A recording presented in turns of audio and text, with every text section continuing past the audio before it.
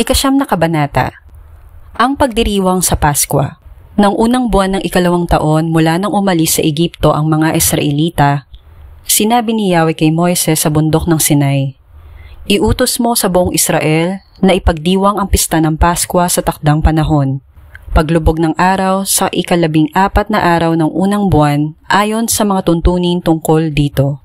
Gayon nga ang ginawa ni Moises. Ipinagdiwang nga nila ang pista ng Paskwa sa ilang ng Sinai noong gabi ng 14 na araw ng unang buwan. Noon ay may ilang taong nakahawak ng patay, kaya't ang mga ito'y itinuring na marumi ayon sa kautusan at hindi maaaring sumali sa pagdiriwang ng pista ng Paskwa. Dahil dito, lumapit sila kina Moises at Aaron. Sinabi nila, "Totoo ngang kami marumi ayon sa kautusan sapagkat kami nakahawak ng patay. Subalit dapat bang kami pagwawalang mag-alay ng handog kay Yahweh kasama ng mga Israelita? Maghintay kayo kung ano ang sasabihin sa akin ni Yahweh tungkol sa inyo." Sagot ni Moises. Sinabi ni Yahweh kay Moises, "Ganito ang sabihin mo sa buong Israel. Sino man sa mga kamag-anak ninyo na itinuturing na marumi dahil nakahawak ng bangkay o kababayan ninyong naglalakbay at nasa ibang bayan, ay maaari pa rin magdiwang ng pista ng Paskwa. Gaganapin nila ito sa kinagabihan ng 14 na araw ng 2 buwan. Sa gabing iyon, kakain din sila ng korderong pampaskwa, tinapay na walang pampaalsa at mapait na gulay. Huwag din silang magtitira kahit kapiraso ng korderong pampaskwa at huwag din nilang babaliin kahit isang buto niyon. Sa pagdiriwang nila sa Paskwa, susundin nila ang lahat ng tuntunin ukol dito. Ang sino mang malinis at hindi naglalakbay na hindi sumali sa pagdiriwang ng pista ng Paskwa ay ititiwalag sa sambayanan. Sapagkat hindi siya naghandog kay Yahweh sa takdang panahon, siya ay paparusahan. Ang dayuhang nakikipamayan sa inyo ay maaaring sumama sa pagdiriwang ng pista ng Paskwa kung susundin niya ang mga tuntunin tungkol dito. Iisa ang tuntunin ng Paskwa, maging para sa mga Israelita o sa mga dayuhan. Natakpan ng ulap ang toldang tipanan. Nang maitayo na ang tabernakulo, ito ay natakpan ng ulap. Kung gabi, nagliliwanag itong parang apoy. Ganoon ang palaging nangyayari. Ang toldang tipanan ay natatakpan ng ulap kung araw at ang ulap ay nagliliwanag na parang apoy kung gabi. Tuwing aalis ang ulap sa ibabaw ng toldang tipanan, ang mga Israelita ay nagpapatuloy ng kanilang paglalakbay. Kung saan ito tumigil, doon sila nagkakampo. Nagpapatuloy sila o tumitigil sa paglalakbay ayon sa palatandahang ito ni Yahweh. Hindi sila lumalakad habang nasa ibabaw pa ng tabernakulo ang ulap. Hindi sila lumalakad kahit na magtagal pa ang ulap sa ibabaw ng tabernakulo. Hinihintay nila ang hudyat ni Yahweh. Kung minsan, ang ulap ay ilang araw na nasa ibabaw ng tabernakulo. Ayon sa kalooban ni Yahweh, sila'y nanatili sa kampo at ayon din sa kalooban ni Yahweh, sila'y nagpapatuloy sa paglalakbay. Kung minsan, isang gabi lamang ito sa ibabaw ng toldang tipanan at kung minsan, na may maghapon at magdamag. Kapag pumapaitaas ang ulap, sila'y nagpapatuloy. Kahit tumagal pa ito ng 2 araw, 1 buwan o mahigit pa, hindi sila lumalakad. Nagpapatuloy lamang sila kung pumaitaas na ang ulap sa ibabaw ng tabernakulo. Nagpapatuloy nga sila o tumitigil sa paglalakbay ayon sa palatandaang ibinibigay ni Yahweh. 10 kabanata. Ang trompetang pilak. Sinabi ni Yahweh kay Moises, "Magpagawa ka ng 2 trompetang yari sa pinitpit na pilak. Gagamitin mo ang mga ito sa pagtawag ng pagpupulong ng taong bayan o kung kailangan ng magpatuloy sa paglalakbay ang buong Israel. Kapag hinipan ng sabay ang buong Israel, ay magtitipon-tipon sa harap ng toldang tipanan. Kapag isa ang hinipan, ang mga pinuno ng bawat angkan ang haharap sa iyo. Pag-ihip ng unang hudyat, lalakad ang mga liping nagkampo sa gawing silangan.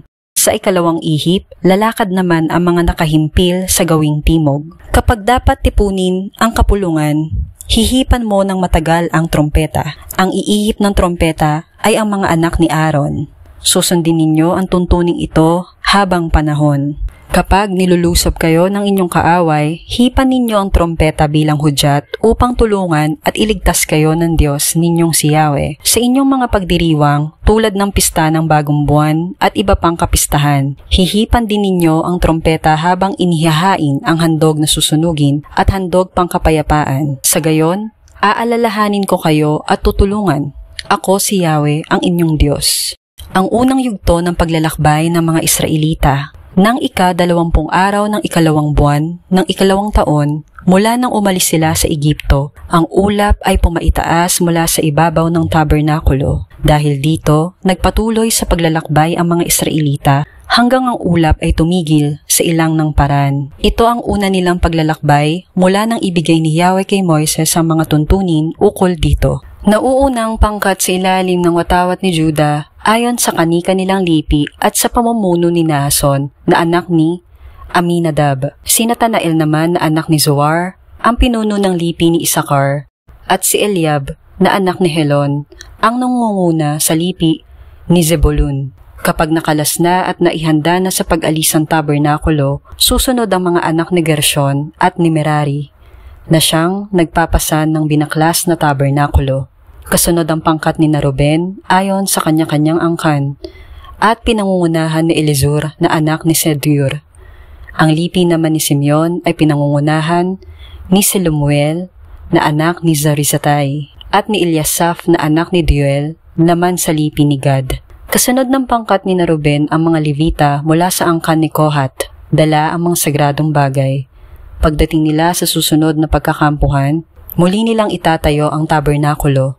Kasunod naman ang pangkat ni Efraim ayon sa kani-kanilang angkan sa ilalim ng pamumuno ni Elisama na anak ni Amiud. Ang lipi ni Manases ay pinamumunuan ni Gamaliel na anak ni Pedazur, at ang lipi ni Benjamin ay pinangungunahan naman ni Abidan na anak ni Gideoni.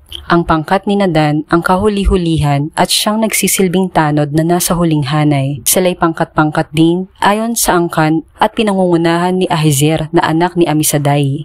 Ang pinuno ng lipi ni Asher ay si Pagiel na anak ni Okran, at ang pinuno naman ng lipi ni Neftali ay si Ahira na anak ni Enan. Ganito nga ang ayos ng buong Israel tuwing sila'y magpapatuloy sa paglalakbay. Kinausap ni Moises si Hobab na anak ni Ruel na Midianita, isang kamag-anak ng asawa ni Moises. Ang sabi niya, "Sumama ka sa amin patungo sa dakong ibinibigay sa amin ni Yahweh at bibigyan ka namin ng kasaganaang ipinangako niya sa amin." "Hindi na ako sasama sa inyo sapagkat nais kong bumalik sa aking mga kamag-anak," sagot niya. "Sumama ka na sa amin sapagkat kabisado mo ang pasikot-sikot sa ilang. Maituturo mo sa amin kung saan kami maaaring magkampo. Pagdating natin doon, babahaginan ka namin ng anumang pagpapalang ibibigay sa amin ni Yahweh," sabi ni Moises. At mula sa bundok ni Yahweh, naglakbay sila ng 3 araw. Ang kabanantipan ay iniuna sa kanila ng 3 araw para ihanap sila ng lugar na pagkakampuhan. Kung araw, nilililiman sila ng ulap ni Yahweh habang naglalakbay. Tuwing ilalakad ang kabanantipan, itong sinasabi ni Moises, "Magbangon ka, Yahweh, kaaway ay pangalatin. Itaboy mo ang iyong mga kaaway at magtatakbuhan sa takot ang lahat ng napopoot sa iyo." At kapag inihihinto na nila sa paglalakbay ang kabanantipan, ito naman ang sinasabi niya, "Manumbalik ka, Yahweh, sa libo-libong angkan ng Israel."